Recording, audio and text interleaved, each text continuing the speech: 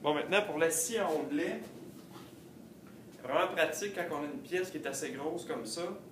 Et là, il ne faut pas oublier ce que j'ai dit dans la vidéo précédente, de respecter quel côté de la ligne il faut couper.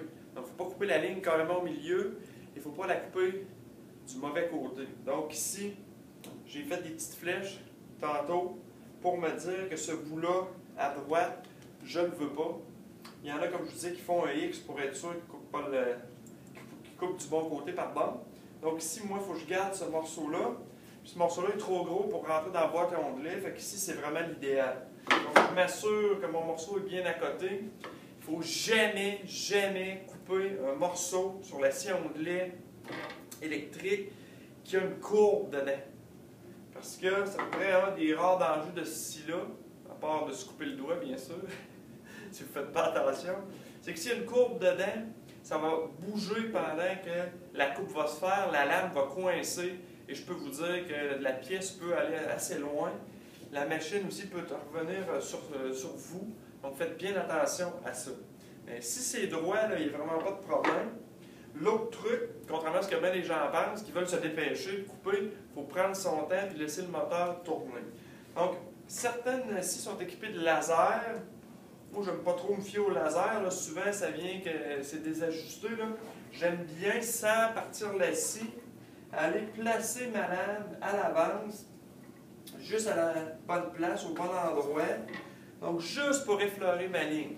Donc, attention au bruit. Vous avez remarqué, je laisse tourner ma scie avant de couper.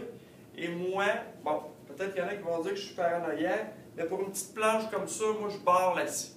Ça, c'est une scie coulissante. Si ça barre, ça peut bouger. Moi, je la barre, ça réduit les risques quand je peux, quand ma planche n'est pas trop grosse, comme dans le cas présent. OK? Donc, on peut ajuster plus ou moins loin comme ça. On s'assure qu'on va couper toute notre planche. Je me replace. Je suis au bon endroit.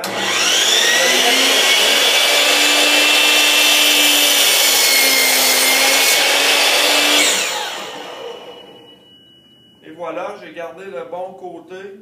Je vois encore mes petites traces quand j'ai fait mes mesures précédemment, ce qui indique que je vais avoir exactement mon 15 cm.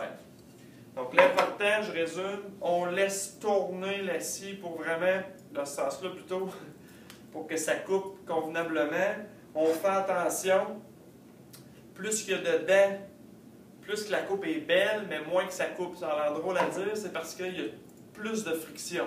Mais si vous prenez votre temps, ça va vous faire une coupe très très très belle, comme dans ce cas-ci, c'est très lisse. Okay?